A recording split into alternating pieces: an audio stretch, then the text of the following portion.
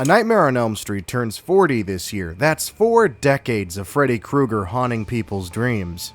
We got a 4K steelbook coming out to celebrate, which, if you've seen my video on the subject, you know that I think that's not enough.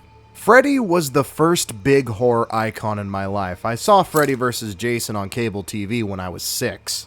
Elm Street was the first horror franchise I went out of my way to collect, starting with those little 4-pack DVDs you used to find all the time at Walmart. I spent many a Halloween dressing as werewolves and zombies and the like, but Freddy was the first real character that I dressed up for on Halloween back in middle school. Freddy was my everything in middle school, and then in high school I finally got my first custom Freddy Krueger glove. My boiler room creation from razorgloves.com. I am happy to celebrate all things Freddy. It's just that for almost a decade and a half now, we haven't really had anything to celebrate about. Yeah, Uncle Freddy's been away for a really long time. And yes, I know the Friday the 13th fans have been waiting almost just as long, but I feel we got it worse, because y'all got a really good video game and at least people actually like your remake. There have been whispers of Freddy Krueger coming back for a while now. It's just that no one can agree on how it should be done. Every idea and script that has been submitted and discussed to bring Freddy back has been dismissed and rejected, leaving Freddy in a perpetual production purgatory. So I feel it is our duty as fans to get out there what we'd want to see in an Elm Street movie if someday a new one does come. What Freddy fundamentals should this new take stick to? Now, of course, I can't speak on behalf of an entire fan base, but I think I narrowed the elements down to the bone on how this hypothetical Elm Street could succeed. So here's a list of things that I would like to see in a new Elm Street. Suggestion 1. Let's take our copies of the 2010 reboot of A Nightmare on Elm Street produced by Michael Bay and Platinum Dunes and get it the fuck out of the premises. First note, take nothing from that movie. It is essentially a video essay on how not to make an Elm Street film. Suggestion 2. Creative nightmares. One thing that I adore about the franchise was how insanely creative and imaginative the nightmares were. It's one of the main reasons why Nightmare 4 is my favorite Elm Street. Large set pieces, themes specific to each victim's specific phobias. Dreams and nightmares are an endless tank of possibility that can be explored indefinitely. Don't be cheap and confine the nightmares to a single boiler room and house sets, like another movie we know. Suggestion 3. Main characters with a pulse. What do I mean by that? Come on, you know why. In my opinion, the Elm Street franchise is filled with the most memorable survivor characters in all of horror. If you showed me a character from any Friday the 13th that isn't a main protagonist, I'd probably say 6 times out of 10 I will not remember their names. But if we play that same game with a Nightmare on Elm Street characters, I'd probably miss like 2 or 3 names at most. Elm Street protagonists have so much personality and character. They will end up sticking with you for way longer than any secondary character in, say, Friday the 13th, Hellraiser, Hatchet, hell, even the later Texas Chainsaw Massacre movies. In a series like Nightmare, where the gimmick of the franchise leans heavily on characters' personality, if you have characters with no personality, that energy is going to reflect on the nightmares. Suggestion 4. Pick directors wisely. Directing a Nightmare movie is no easy feat if you're not a Craven or a Chuck. Just ask Rennie Harlan. His vision of the nightmares was so confusing that even Robert Englund himself had trouble following. It wasn't until he saw the dailies, I think, that he finally caught on to what Rennie was doing and played along with it, cause he knew that this man was cooking up something special. My point being, when hiring the next director for the next Elm Street, make sure they have the imagination and creativity to get the job done.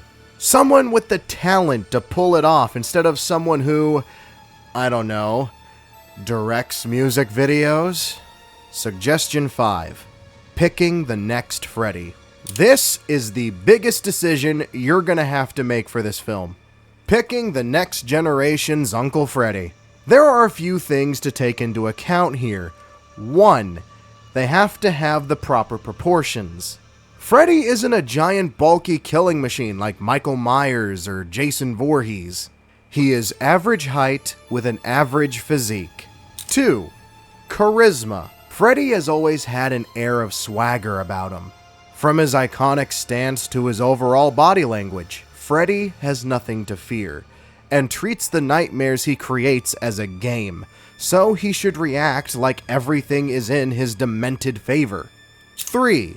Sadism. Like I said before, Freddy's nightmares are nothing more than a game to him, a game that only he gets to play and enjoy.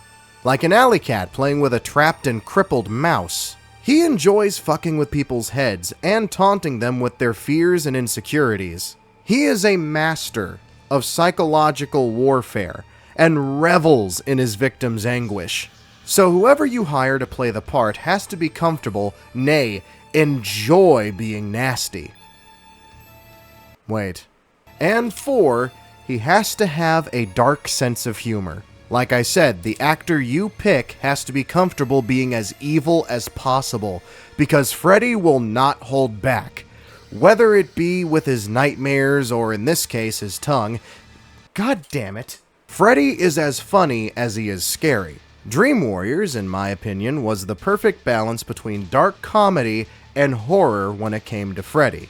Again, Freddy will taunt and mock you while he's torturing you with your deepest fears. He will crack jokes at your expense because he gets off on the torment. Freddy in the 2010 remake was a plank of wood. He was way too down to business, and that's not what Freddy is. He's a murderous sadomasochist who takes as much time as he wants to kill you because he knows that once your heart stops, so does the fun. Suggestion 6. Use CGI sparingly. Now what I mean by that is use CGI as a tool rather than an asset to be used to cut corners and costs. Here's a perfect example. In the 2010 reboot, they had sections of Freddy's face greened out, so that way they can key out and add more extensive burns to his face, or remove chunks of his face that would have burned off in the fire. That is using CG to enhance rather than replace. Then we have scenes like the wall scene that was done in the original movie with just stretched out spandex and low lighting. What did the modern technologically advanced reboot do? What the fuck is this piece of shit?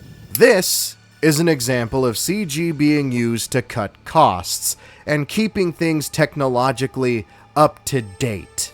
And it looks butt ugly as sin, so don't be stingy and spend your budget on what looks good and real instead of, well, that. Suggestion 7. Don't be afraid to take risks. Now, every suggestion that I've made thus far are things that you shouldn't by any means change. These were things that were changed before and, well... You don't want to be like this. This is disgusting. This is awful in every way. If I could kill it, I would. But I legally can't. But I've considered it. What I mean by take risks is keep these rules intact. But feel free to go hog wild with everything else.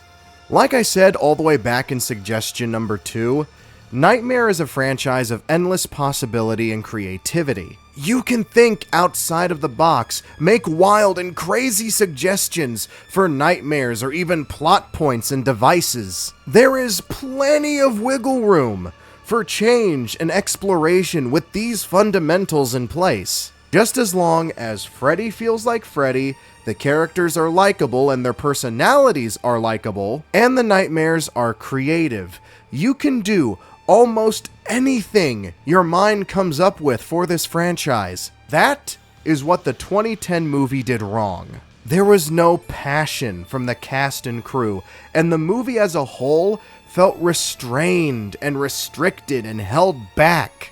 Which is why I say, don't hold back. The movie should be just as much fun to make as it is to watch, and at the end of the day, that's what I feel is most important. Whether it be behind the camera, in front of the camera, on the big silver screen, or smaller, the experience should be fun.